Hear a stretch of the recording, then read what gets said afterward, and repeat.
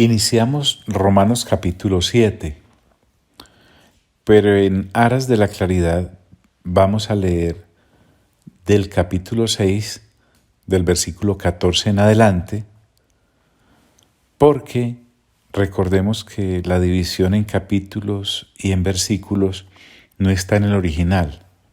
Entonces, para conservar el tema intacto, leámoslos, por favor. Capítulo 6, versículo 14. Porque el pecado no se enseñoreará de vosotros, pues no estáis bajo la ley, sino bajo la gracia. ¿Qué pues? ¿Pecaremos porque no estamos bajo la ley, sino bajo la gracia? En ninguna manera. ¿No sabéis que si os sometéis a alguien como esclavos para obedecerle, sois esclavos de aquel a quien obedecéis, sea del pecado para muerte, o sea de la obediencia para justicia? Pero gracias a Dios que aunque erais esclavos del pecado, habéis obedecido de corazón a aquella forma de doctrina a la cual fuisteis entregados, y libertados del pecado, vinisteis a ser siervos de la justicia. Hablo como humano, por vuestra humana debilidad, que así como para iniquidad presentasteis vuestros miembros para servir a la inmundicia y a la iniquidad, así ahora para santificación presentad vuestros miembros para servir a la justicia. Porque cuando erais esclavos del pecado, erais libres acerca de la justicia. Pero, ¿qué fruto teníais de aquellas cosas de las cuales ahora os avergonzáis? Porque el fin de ellas es muerte. Mas ahora que habéis sido libertados del pecado y hechos siervos de Dios, tenéis por vuestro fruto la santificación y como fin la vida eterna. Porque la paga del pecado es muerte, mas la dádiva de Dios es vida eterna en Cristo Jesús, Señor nuestro. Entonces, podemos observar que a continuación, en el capítulo 7, que iniciamos hoy, el apóstol Pablo conserva el tema diciéndonos: ¿acaso ignoráis, hermanos, pues hablo con los que conocen la ley, que la ley se enseñorea del hombre entre tanto que éste vive? A ver, ubiquémonos un poco. Nuevamente en este versículo 1 del capítulo 7, Pablo comienza diciendo: ¿acaso ignoráis? Pablo entonces acude a lo que con seguridad los hermanos en Roma sabían. Y mire que los trata como hermanos.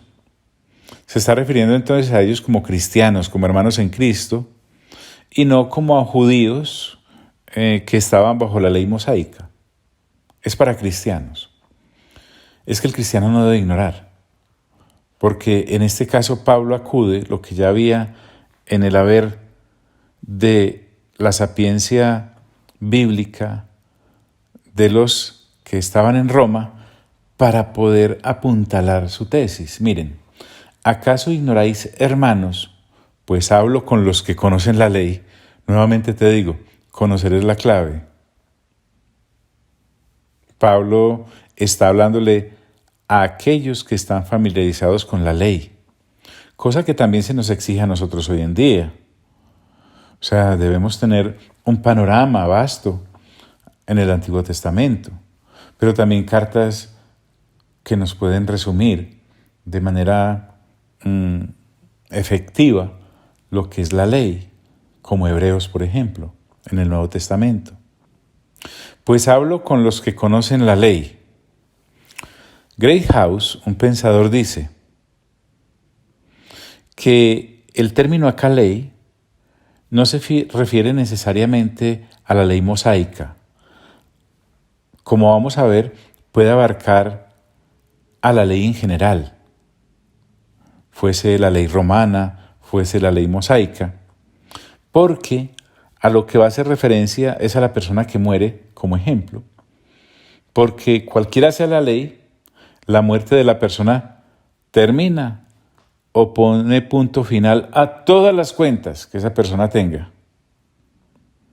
Y que un hombre muerto ya no estará sujeto a ser reo o a ser acusado. Mejor dicho, en palabras nuestras, ni data crédito te podrá perseguir después de eso.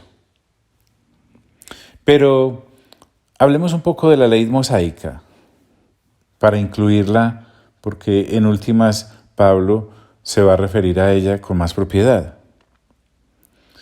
Leamos lo que dice Hebreos capítulo 7, versículo 11 al 12.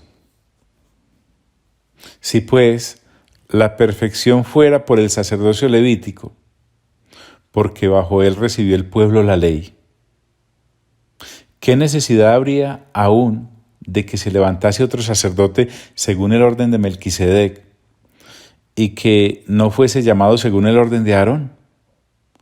Porque cambiado el sacerdocio, es necesario que haya también cambio de ley. Ya van a ver para dónde vamos. En el mismo Hebreos capítulo 7, versículo 22 en adelante dice: por tanto, Jesús es hecho fiador de un mejor pacto, y los otros sacerdotes llegaron a ser muchos, debido a que por la muerte no podían continuar, mas éste, por cuanto permanece para siempre, tiene un sacerdocio inmutable, por lo cual puede también salvar perpetuamente a los que por él se acercan a Dios, viviendo siempre para interceder por ellos, porque tal sumo sacerdote nos convenía, santo, inocente, sin mancha, apartado de los pecadores y hecho más sublime que los cielos, que no tiene necesidad cada día, como aquellos sumos sacerdotes, de ofrecer primero sacrificios por sus propios pecados y luego por los del pueblo, porque esto lo hizo una vez para siempre, ofreciéndose a sí mismo.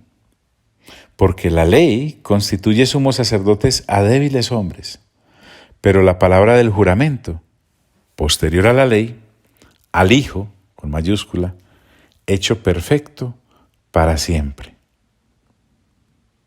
John, ¿por qué es que estamos acá? Nos estamos dando un panorama de la ley como tal. En Hebreos capítulo 8, a partir del versículo 6 dice: pero ahora tanto mejor ministerio es el suyo, cuanto es mediador de un mejor pacto, establecido sobre mejores promesas. Porque si aquel primero hubiera sido sin defecto, el primer pacto, ciertamente no se hubiera procurado lugar para el segundo, el nuevo pacto.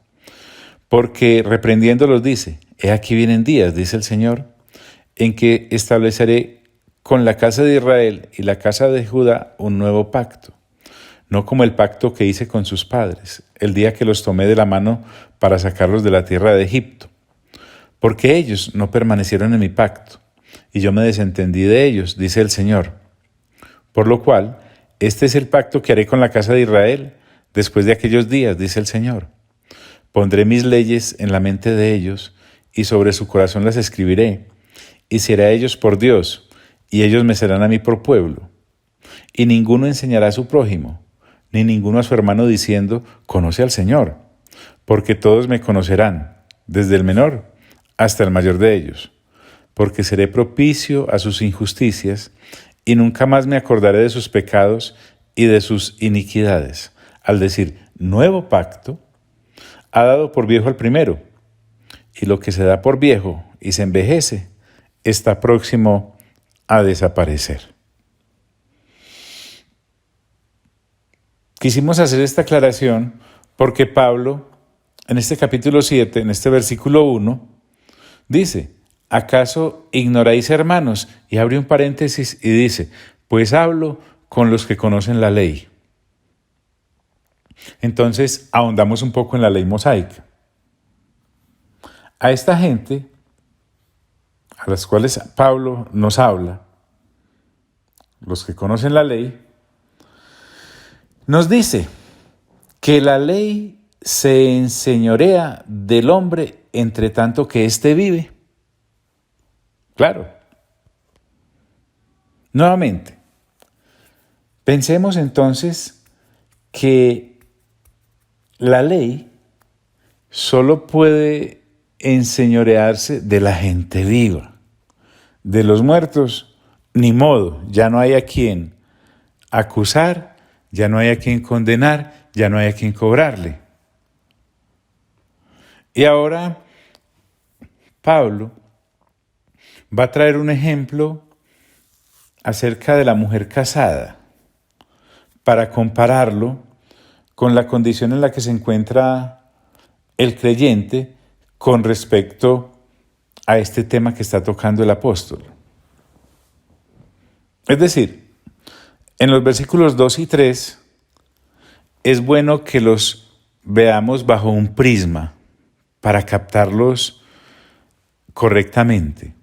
Te voy a leer primero el versículo 2 y el versículo 3 para que después entremos en una corta explicación antes de continuar. Dice el versículo 2: porque la mujer casada está sujeta por ley al marido mientras éste vive. Pero si el marido muere, ella queda libre de la ley del marido. Así que si en vida del marido se uniere a otro varón, será llamada adúltera. Pero si su marido muriere, es libre de esa ley, de tal manera que si se uniere a otro marido, no será adúltera. Desglosemos un poco antes de entrar en el sentido de cada uno de estos versículos, del 2 y el 3. También agreguémosle la lectura de lo que dice Romanos capítulo 6, versículo 6, ya visto. Decía aquel versículo, o dice: sabiendo esto, que nuestro viejo hombre fue crucificado juntamente con él, para que el cuerpo del pecado sea destruido, ¿recuerdan esa parte? A fin de que no sirvamos más al pecado. Y apoyémonos también en Gálatas capítulo 2, versículo 19 al 21. Porque yo por la ley soy muerto para la ley, a fin de vivir para Dios. Con Cristo estoy juntamente crucificado, y ya no vivo yo, mas vive Cristo en mí.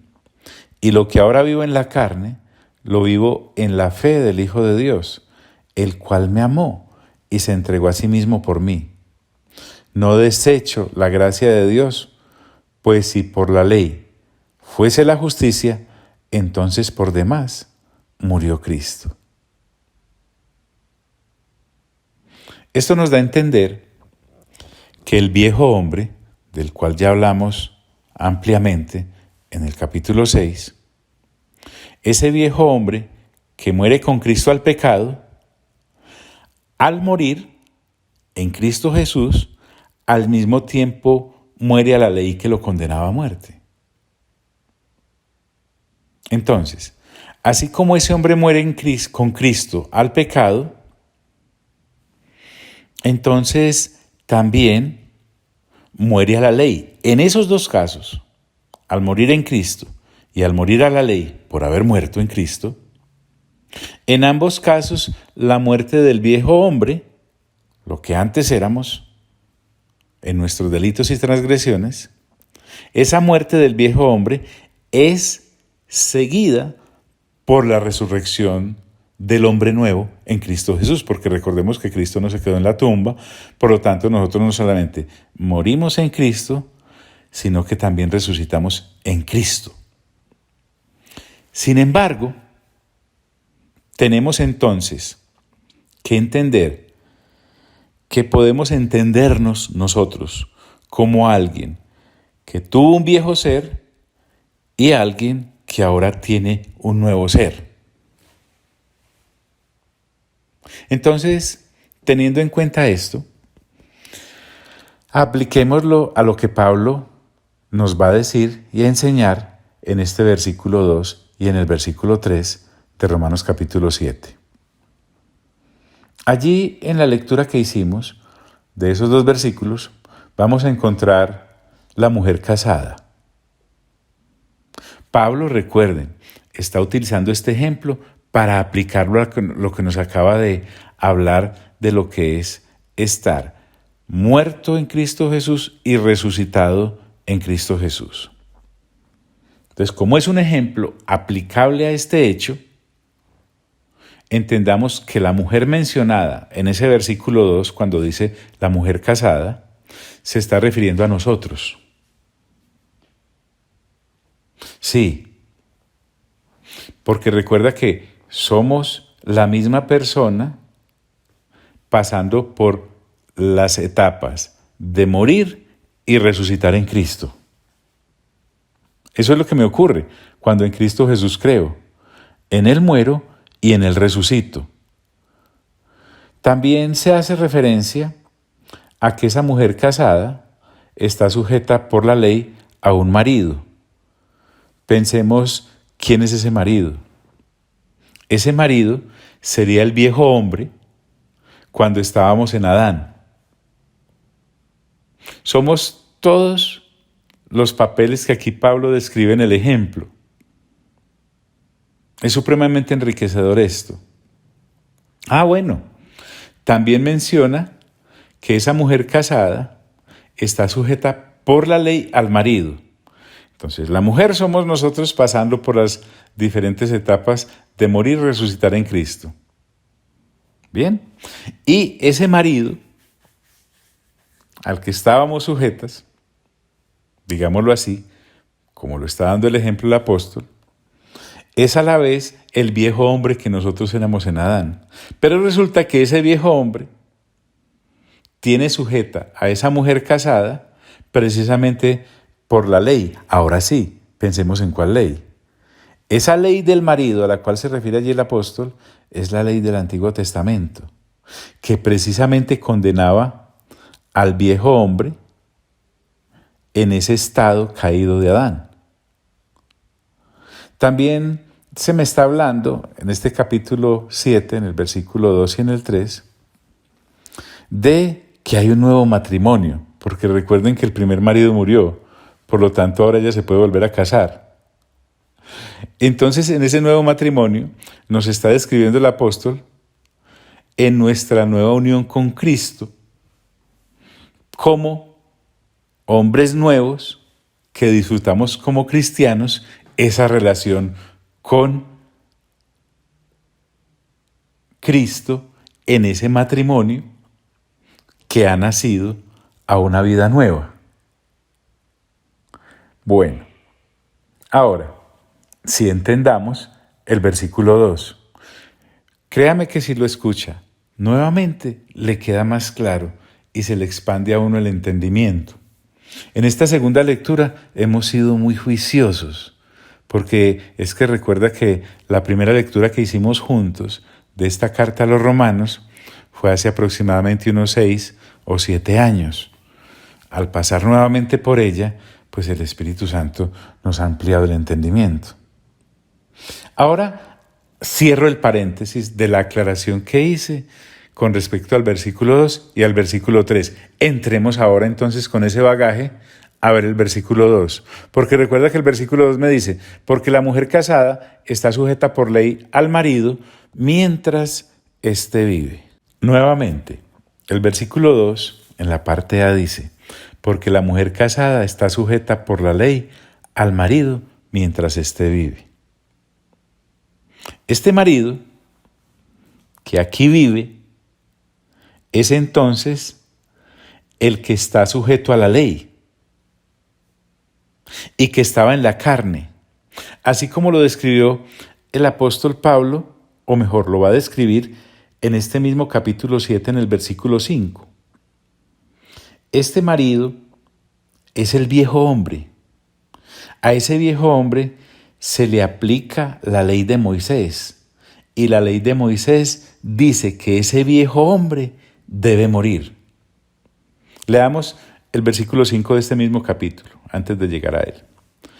Porque mientras estábamos en la carne, las pasiones pecaminosas que eran por la ley obraban en nuestros miembros, llevando fruto para muerte.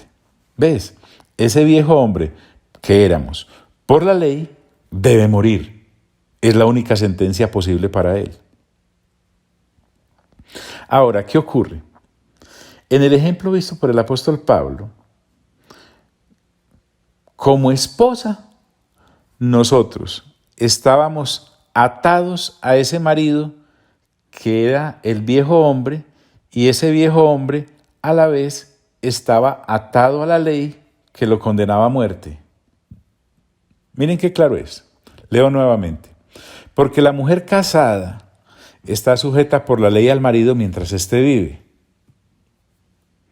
Pero si el marido muere, esto es extraordinario, mire. Ese marido que muere es la muerte de nuestro viejo hombre. Porque recuerda, morimos en Cristo y con Cristo. Miren que ya Pablo supone que tenemos claro los peldaños que ha colocado en los capítulos anteriores. En el capítulo 6, versículo 2 al 6, Pablo ya nos había dicho: en ninguna manera, porque los que hemos muerto al pecado, ¿cómo viviremos aún en él?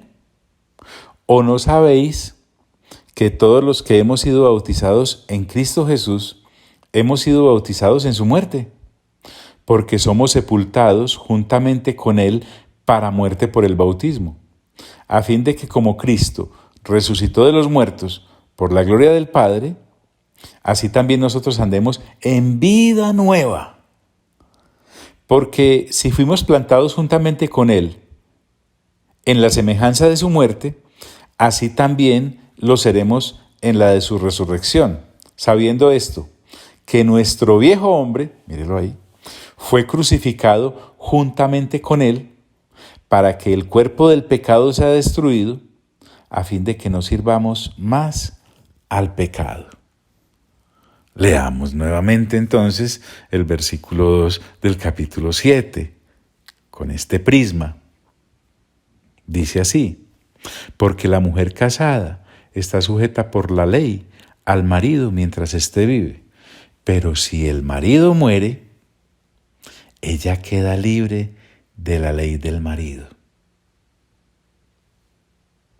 Al morir entonces el viejo hombre, quedamos libres de la ley a la cual él estaba sujeto. Como esposas, ya no estamos sujetas al viejo hombre, permítame decirlo así, porque él se murió, y al no estar sujetas a él ni a su ley, somos libres. Eso es lo que realmente ocurre. Ya no estamos bajo la ley del pecado y de la muerte que nos sentenciaba por estar bajo esa ley. Como lo vamos a ver más ampliamente en Romanos capítulo 8, versículo 1. Miren qué interesante lo que dice, y el versículo 2 aún. Ahora pues, ninguna condenación hay para los que están en Cristo Jesús, los que no andan conforme a la carne, sino conforme al Espíritu. Porque la ley del Espíritu de vida en Cristo Jesús, óigalo bien, me ha librado de la ley del pecado y de la muerte. Entiéndase, ley del pecado y de la muerte a la que estaba sujeta el viejo hombre. Entonces, nosotros hemos quedado libres de la ley del marido, como dice el versículo 2 del capítulo 7. Ahora veamos el versículo 3. Así que si en vida del marido, recuerden, esto es importante, si nosotros no tenemos claro que sin la muerte del hombre viejo que éramos, no podríamos separarnos de esa ley del pecado y de muerte a la que estábamos sujetos y condenados, sin esta muerte que reclamamos en Cristo Jesús al creer en Él y al identificarnos con ella, óigalo bien, todo intento de ser justificados nos convertiría en adúlteros. Lo que Pablo quiere recordarnos es que solo en Cristo Jesús hay justificación. Y para podernos casar con ese nuevo marido, necesitábamos morir a ese viejo hombre para que ese viejo hombre al morir nos dejara libres para podernos ahora vincular a la nueva vida. Si no existe esa muerte clara y específica en Cristo Jesús al identificarnos con ella, como nos explicó muy bien en el capítulo 6, estaríamos siendo adúlteros al querer ser justificados por otro medio que no fuera Cristo Jesús. Porque solo Cristo Jesús ha muerto por los pecados y por el pecado y nos ha permitido identificarnos con Él. Así que si en vida del marido, dice el versículo 3 del capítulo 7, se uniere a otro varón, te recuerdo, sin esa muerte con Él, es decir, con Cristo, y en Él, o sea, con Cristo, será llamada adúltera, indudablemente. Se tiene que morir entonces el hombre viejo para que podamos estar vinculados al nuevo pacto en el hombre nuevo por la resurrección de Cristo Jesús. Porque así como fuimos identificados en su muerte, también somos identificados en su resurrección. En otras palabras, amigos y amigas, al creer en Cristo Jesús, nos identificamos con su muerte. Al identificarnos con su muerte, como la paga del pecado, como vimos en el versículo final del capítulo 6, es la muerte, al morir en Cristo Jesús, le pagamos a esa ley y al pecado y quedamos libres. Por lo tanto, hemos muerto. Y al estar bien muertecitos, ahora entonces podemos resucitar en Cristo Jesús. Y podemos resucitar en Cristo Jesús a esa vida nueva, con un nuevo marido.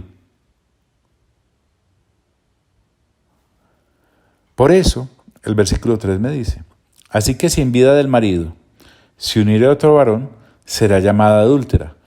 Pero si su marido muriere, miren aquí, esta es la salida divina al gran lío eterno al que el hombre caído estaba sujeto.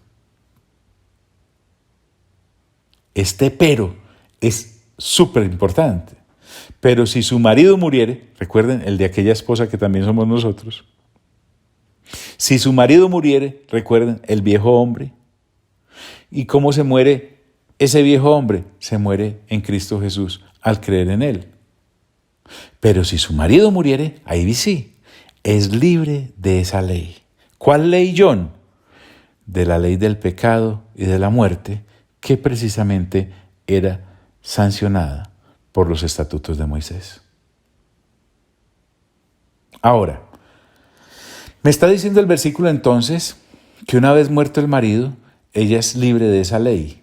De tal manera, continúa el versículo 3 diciendo, que si se uniera a otro marido, en este caso al Cristo viviente, en el que usted y yo estamos creyendo, ya no será adúltera. ¿Y sabe por qué no será adúltera? Porque su marido, el anterior, ha muerto, es decir, el viejo hombre que estaba sujeto a la ley del pecado y de la muerte. Y entonces, al resucitar con Cristo, ahora estamos en la posición y en la posesión de la nueva vida que Él nos brinda. Porque recordemos, esto no es por nuestros esfuerzos.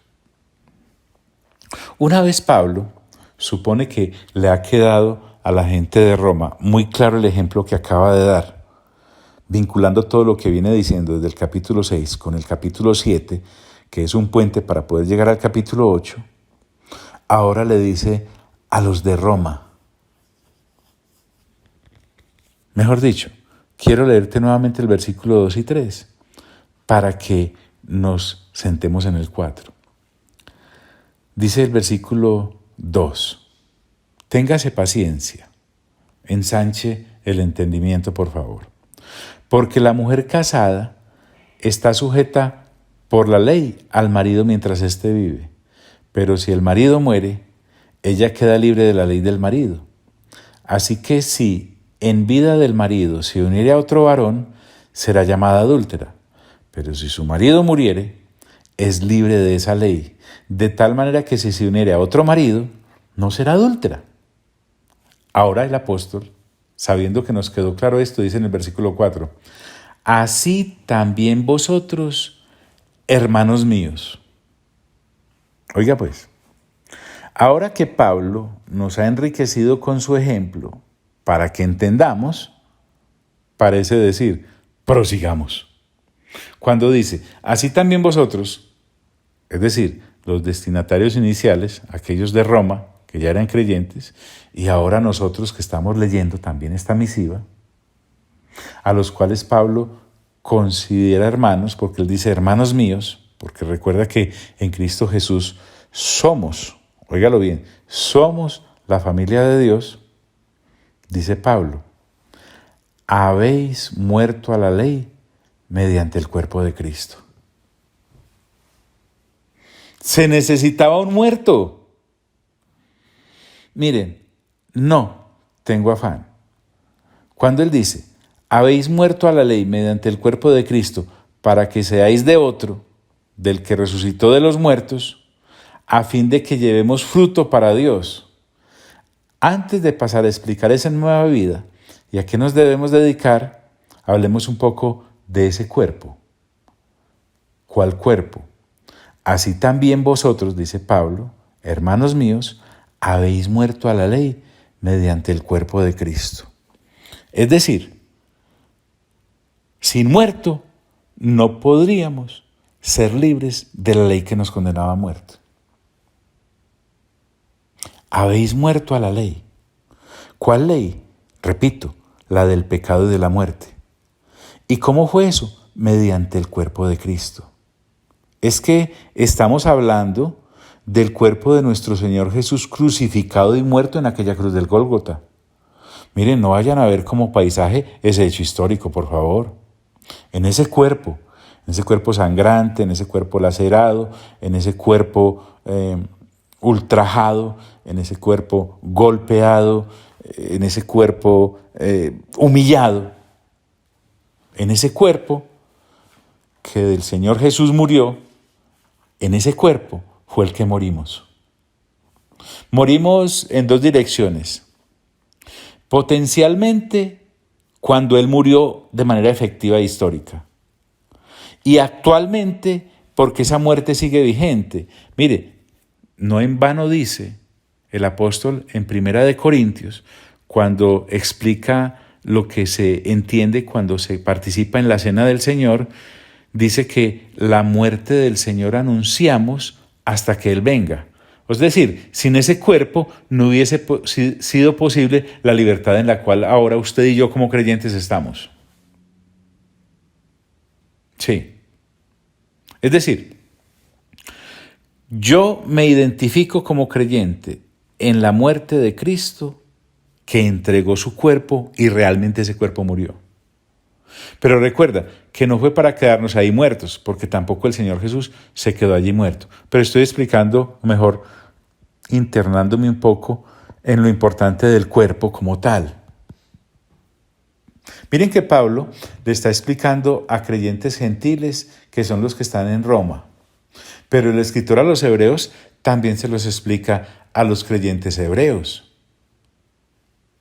Allá en Hebreos capítulo 10, lo explica del versículo 5 al 12 y luego del 19 al 22. Miren, yo no tengo afán, porque estas cosas no son para correr. Escuche, dice allí el escritor a los hebreos, por lo cual, entrando en el mundo, dice, sacrificio y ofrenda no quisiste, mas me preparaste cuerpo.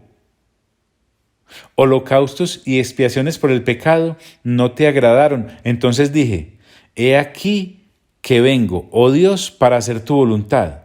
Como en el rollo del libro está escrito de mí, diciendo, primero, sacrificio de ofrenda y holocausto y expiaciones por el pecado no quisiste, ni te agradaron, las cuales se ofrecen según la ley. Y diciendo luego, he aquí vengo, oh Dios, para hacer tu voluntad. Quita lo primero para establecer lo último. En esa voluntad somos santificados mediante la ofrenda del cuerpo de Jesucristo, hecha una vez para siempre. Y ciertamente todo sacerdote está día tras día ministrando y ofreciendo muchas veces los mismos sacrificios que nunca pueden quitar los pecados para siempre.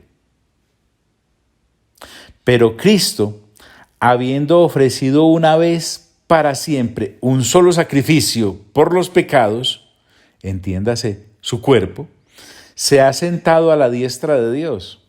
Así que, hermanos, teniendo libertad para entrar en el lugar santísimo por la sangre de Jesucristo, por el camino nuevo y vivo que Él nos abrió a través del velo, esto es su carne, entiéndase su cuerpo, y teniendo un gran sacerdote sobre la casa de Dios, acerquémonos con corazón sincero, en plena certidumbre de fe, purificados los corazones de mala conciencia y lavados los cuerpos con agua viva.